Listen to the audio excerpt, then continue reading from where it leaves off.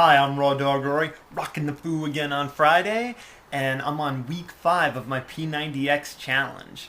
For those of you doing it or who know about P90X, you know now it's really starting to get hardcore. Just the other day I did the chest, back, and triceps DVD, and I'm still feeling it. Tony Horton is totally kicking my butt, but it's worth it. It's a lot of fun.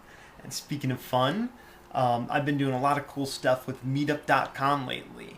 For those of you who don't know about meetup.com, it's just a really great online service which allows you to connect with other people in your area, find meetup groups who are into the kind of things you're into, whether it's raw vegan foods, healthy living, eco-friendly living, or whatever you're into. You can find it and people on there that are into it as well and get together and hang out. I've been to some awesome potlucks thanks to it, and just recently been to an herbal elixirs creating workshop, which was really cool. Learned a lot from that. And you can go to meetup.com and find out more about it like this. Just go and check out meetup.com and create yourself a profile on there, and let people know what you're into, what you're all about, and what kind of people you want to connect with when you're on there. And once you got all that done, you can go and find a meetup group.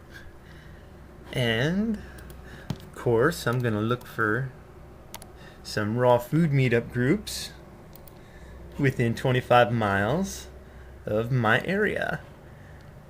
And then search and check it out. We got like 5 of them within 25 miles of us. People doing potlucks and hosting events, all kinds of cool stuff. And let's check out this one in particular. Let's see. Got all these cool events going on here. Oh, and look at this. Sunday, May 17th. Kombucha Creating Workshop. Hosted by yours truly.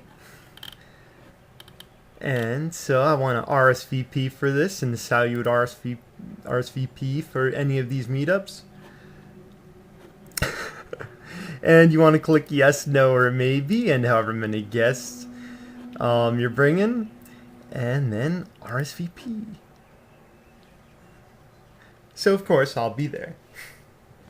And when you go to events, raw food potlucks, like Kevin Gianni said in the last video we did, you want to bring something yummy. You don't want to bring some kale salad or whatnot if you're just trying to get people started in raw foods. So let's make something yummy. I'm going to be making fig walnut brownies. And these are super simple, super tasty, and figs have some really cool health benefits. We're going to be putting a cup of Kalamata figs that I've cut up and soaked. You want to soak them so they blend easier and create more of like a gooey brownie batter there. And figs have one of the highest mucus dissolving properties for that intestinal plaque that some of you might have been learning about getting into raw foods. Because they're an acid binding food, so they help clear out some of the garbage we got going in there from all the cooked food and nasty food we've been eating over the years. And I got 2 cups of walnuts here that I soaked for about 6 to 8 hours to remove all the phytic acids and enzyme inhibitors. And we're just going to dump those into our trusty food processor here. And also going to be putting in about 4 tablespoons of honey to sweeten it up. Love me some honey, if it'll just come out. And voila.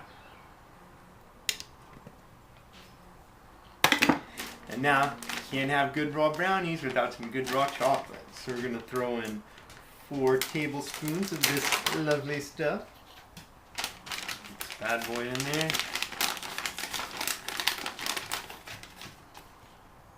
That's a heaping tablespoon, but that's okay. That's the way I like it. 1, 2, 3, and 4.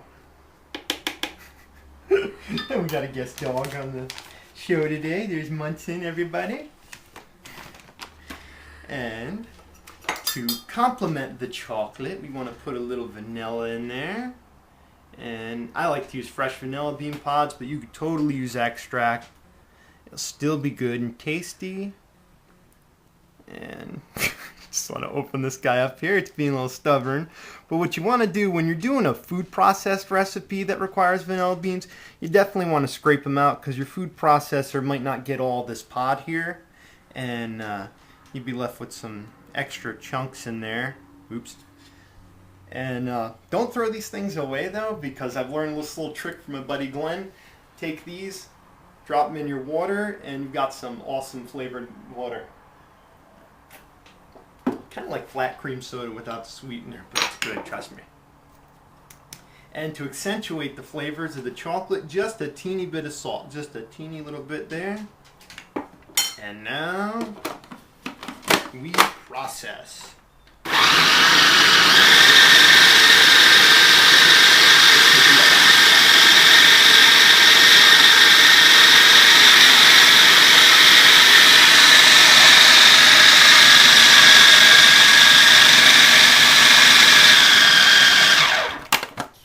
And you want to scrape down the sides to get this stuff moving along here.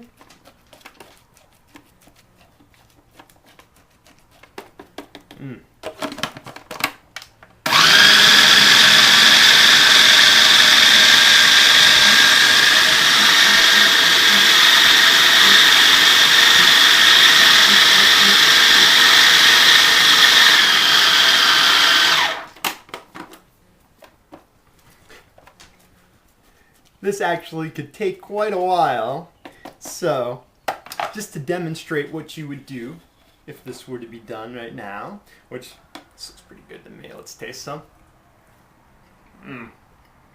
Tastes awesome. And if you like, little chunks in your brownies, this is totally groovy right here, just how it is.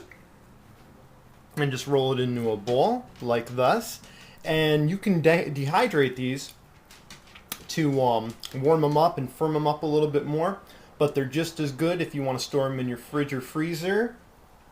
And if you want to get really creative with them, you can experiment with coating them in various toppings. Here I'm going to use a little dried coconut flakes. And I'm making a mess here, but it's all good. And ta-da, you have a finished brownie. And then just repeat and repeat and repeat. And then eat. Well.